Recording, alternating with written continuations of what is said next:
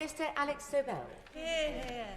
With the leave of the House, Madam Deputy Speaker, I would like to sum up the debate. It has been, as these debates often are, very informative, with great passion about the issues facing honourable members' constituencies. I'd particularly like to thank the honourable member for North Devon who secured this debate and spoke passionately about the need to support our coastal communities.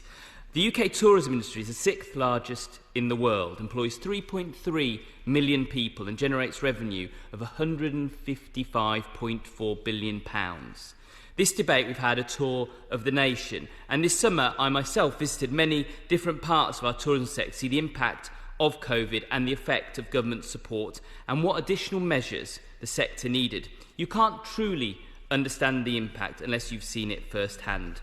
I visited the zoos in London, Knowsley, close to my honourable friend from Garson Harewood constituency, who made the excellent points about reduced capacity, first highlighted actually on my visit to Merseyside, and to the zoo at Newquay. And I can see the member for St Aulstone Newquay is here. Unfortunately, we didn't reach him to speak, but I also visited the Eden Project in his constituency and went paddleboarding on the Foy.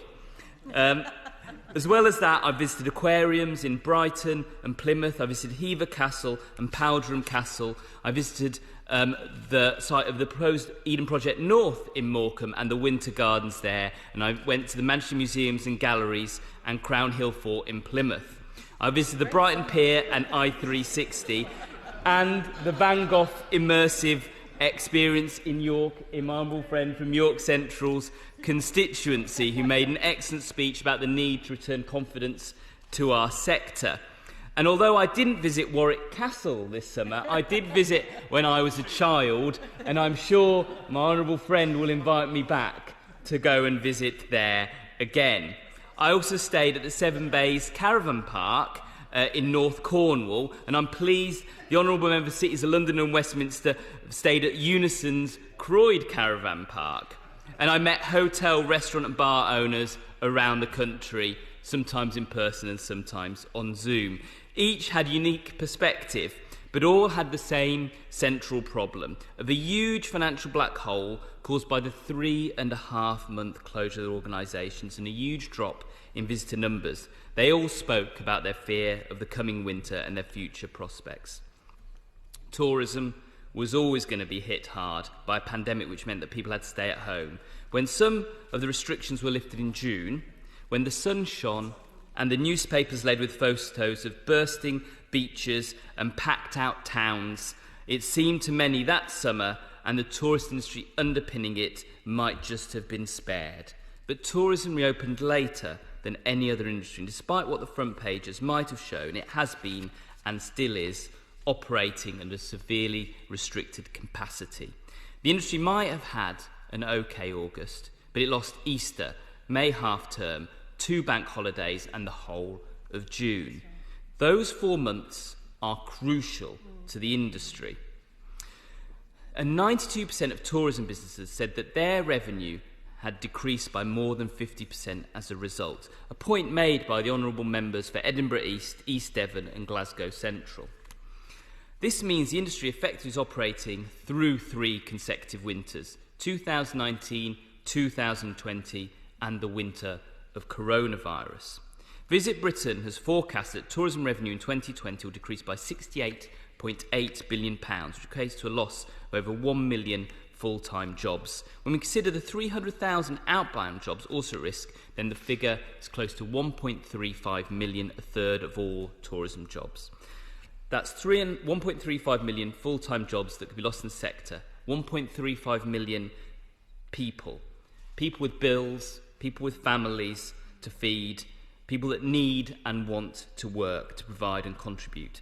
The Chancellor described his choice to end furlough next month as one of the most difficult decisions. I know the Minister, who is always very kind when we talk, is listening diligently, and I ask that he listens to the tourism industry and reconsiders the decision to end furlough. The potential loss of over 1 million jobs will be devastating, not just for individual families and households, but for the tourism industry and the health of our economy as a whole.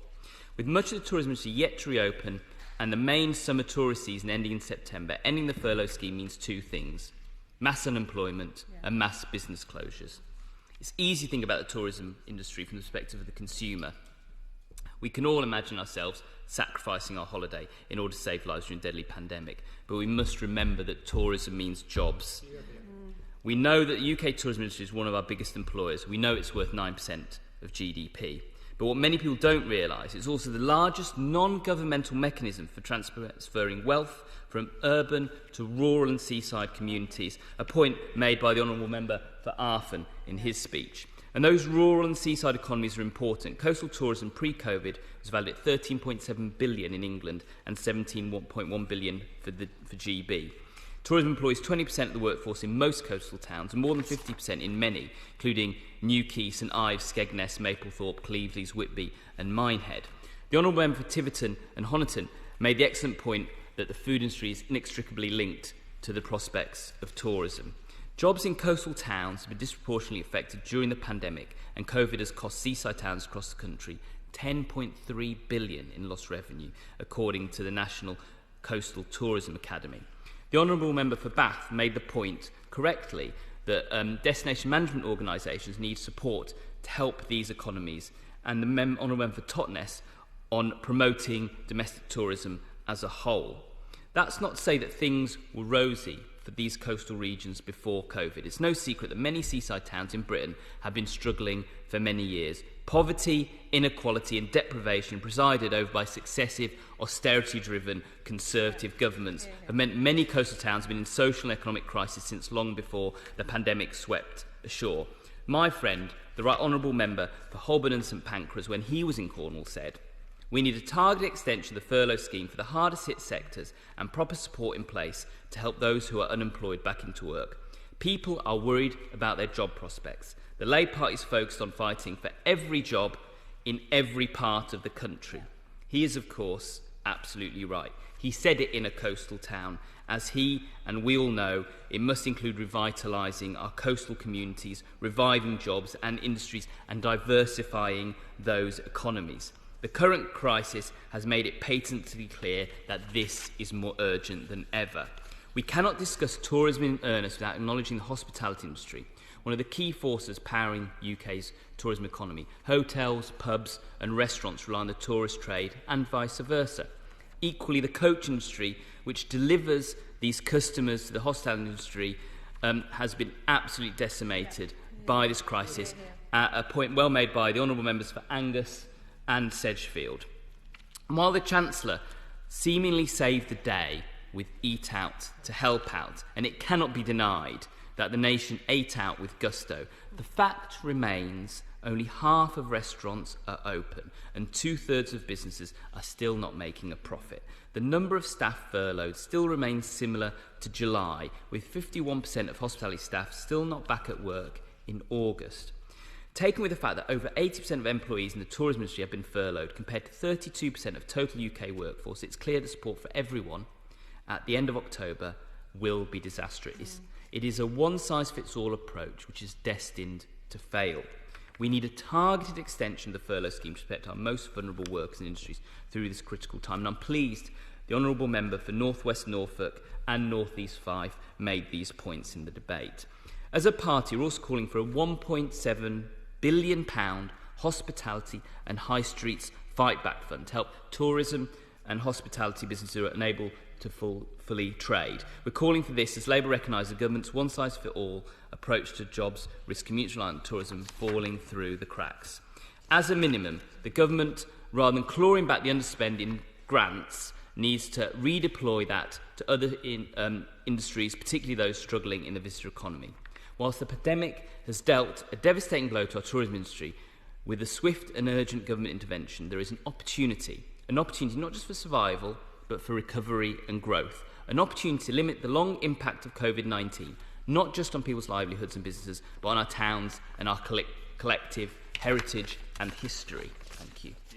Minister